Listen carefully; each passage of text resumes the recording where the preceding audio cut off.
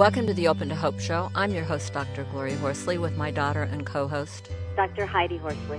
This show is brought to you by the Open to Hope Foundation in partnership with the Compassionate Friends. We have a great show today. We're going to be talking a little bit with an expert on why grief won't heal. We want to talk a little bit about normal grief, when it won't heal, when it's complicated, and kind of give you a feel. If you don't feel like you're on the right track, hopefully you'll be able to find some answers on this show. So, Heidi, would you like to introduce our guest? Sure, I'd love to.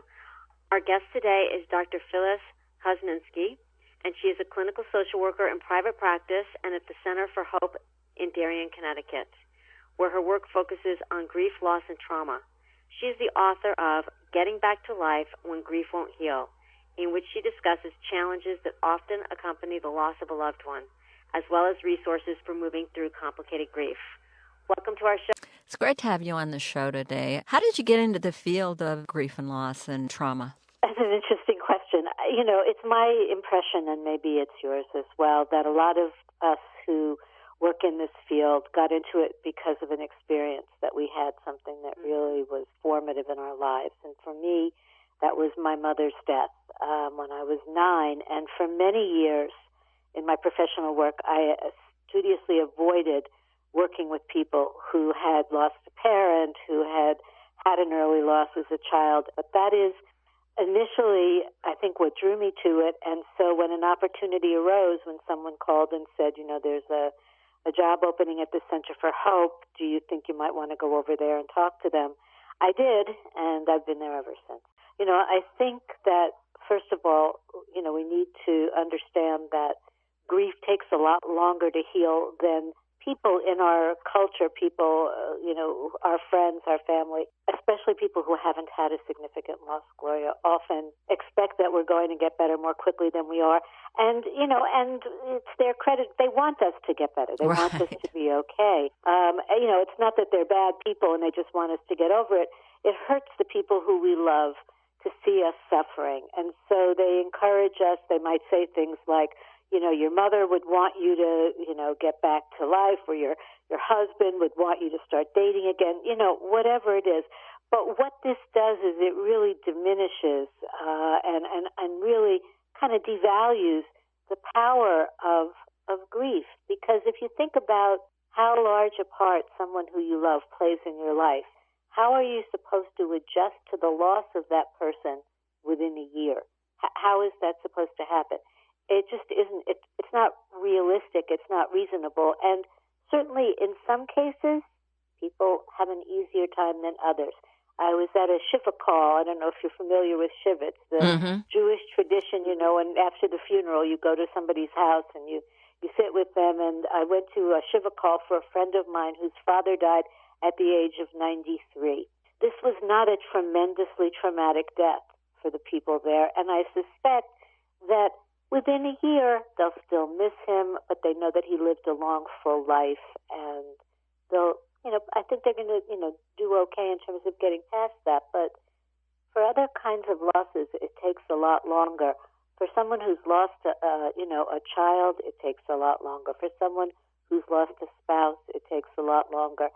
And for some people, just the nature of the relationship and the degree to which that person really filled their life and their heart, a year is not really much time. Yeah, I was thinking if you've been taking care of an elderly parent or whatever, and they go, you sometimes can lose, you know, what you were doing with your life, and it makes a lot of changes. Well, that's so true. It's not just that you've lost the person, but that may be the most important job that you ever did in your life, and suddenly you don't have that job. And I hear people all the time, and I'm sure you do too, saying, you know, at the end of the day, I could go out for a drink with people at work, but I feel like I have to get home.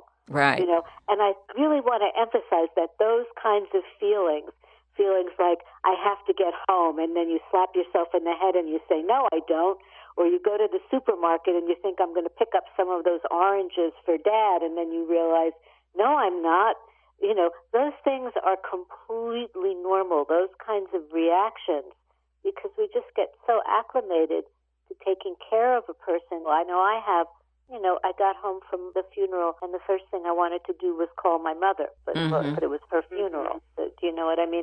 Yeah. So, you know, our minds struggle to deal with the reality that somebody we love has died. And that struggle, not to mention the pain of missing the person, but the struggle of just even believing it takes us a long time. People, will say to me a lot, oh, I'm really not dealing with this well. But what I say to people is, if you are sitting here in my office and having this conversation, and you got up out of bed this morning, and you took a shower, and you washed your hair, and you got dressed in clean clothes, and you had some breakfast, and after this you're going to work, you're doing okay. I went to a friend of mine's son got run over by a taxi cab here in New York at 9, and it was really tragic. And, of course, that experience, people are just wailing, basically. Because wrenching. Nobody can even wrap their arms around it. Not only is it, are we wailing for the families, we're wailing for the fact that it could even happen to a child right here in New York City. It's, we're walking these streets every day with our own children, so it was just heartbreaking. But the rituals itself that are set up by the Jewish faith are so fabulous. People know what they need to do. Really, only in the course of doing this work that I've come to appreciate just how good those rituals are, in terms of providing support for people, but also in terms of, the wisdom of placing certain limits, in the Jewish faith. You're not supposed to grieve forever, and particularly if you're a parent and you lose, you lose someone, the idea is that, you need to, at some point, come back to life so that you can take care of your children. So there's room for grief, and then there's also the idea that, at some point you come back. What do you say to somebody who says, will I ever be happy again when they come in? And they don't believe that they'll ever be happy again. I'm working with a woman now whose young son, it's an accidental death, very sudden, and she's been in that place for a while. And, for quite a while when I sit with somebody, I don't try to push people to be okay. Do you know what I mean? Because you can't push somebody to be okay. And when I was sitting with her last week, I said, I don't think it's realistic to think that you're going to be happy again, maybe in the way that you were happy before. I think that you are always going to live in two worlds: the world of of grief, and the world that, in some sense, is inhabited by your son. Because you don't want to leave that world entirely, because to leave that world means to leave your son. So you're always going to spend some time in that world. But I think that what can happen is that over time you can also spend time in the other world as well. Do you understand what I'm saying? Mm-hmm. It's kind of like a dual process, with the dual process model. But I think the other thing, Phyllis, is what I found in my own situation with my brother, now that it's been 30 plus years, that when I spend time in the world with him, it's more of a celebration of his life and of the way he died. At the beginning, whenever I would think of Scott, it was with great pain. Exactly. And with great joy. That's what's changed. Exactly. And that's kind of another nuance that, you spend time in those worlds, and the world of loss itself goes through a change. So I guess the simple answer to your question, Gloria, is I don't tell people that they're going to be happy again, but I do tell people that they are going to have periods of happiness, and that some of the things that gave them pleasure before, they're still the same person. They still have those same receptors for pleasure. And in my experience, people who had capacity to be happy before and things that they enjoyed before, eventually they start to enjoy those things again.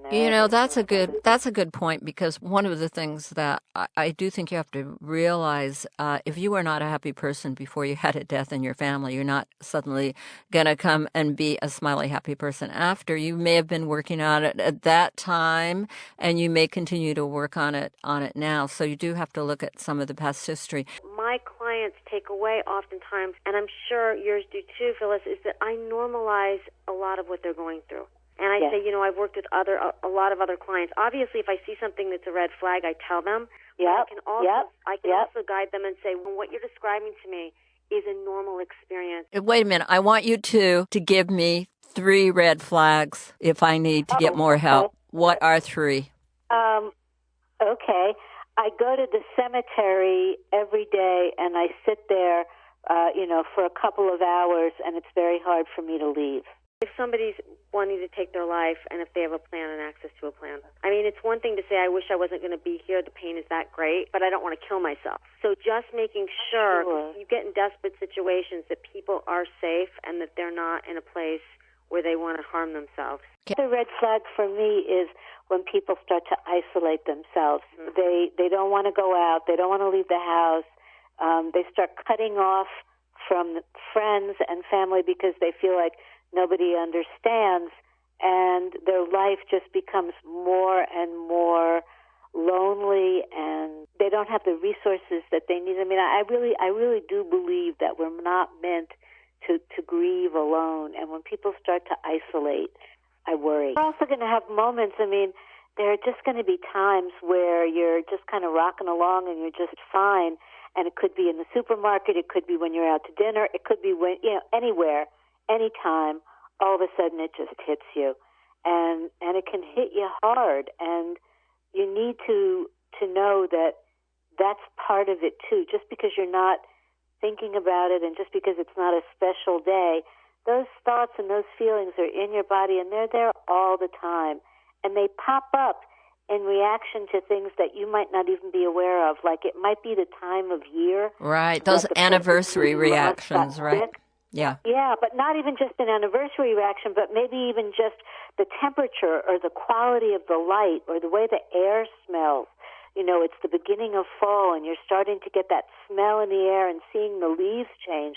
And suddenly you just get this bolt of pain because you remember how the leaves were changing when your dad went into the hospital. Right. Or when your sister got a diagnosis. I mean, these are the kinds of things that can really trigger you. So I would suggest that if you like what you're hearing right now, and if you want to read more of it, get Phyllis's book, Getting Back to Life When Grief Won't Heal. Well, Phyllis, thank you so much for being on the show today and for all the great work you do. Well, Heidi, it's great to know there are people like Phyllis in the world helping, isn't it? Absolutely. Yes. I love the work she's doing. Yeah, wonderful work, and I hope you'll all go to her website and take a look and read some of your articles and get her book because she is very empowering. Heidi and I want to remind you today that we would like you to consider, if you've lost hope, leaning on ours until you find your own. And God bless.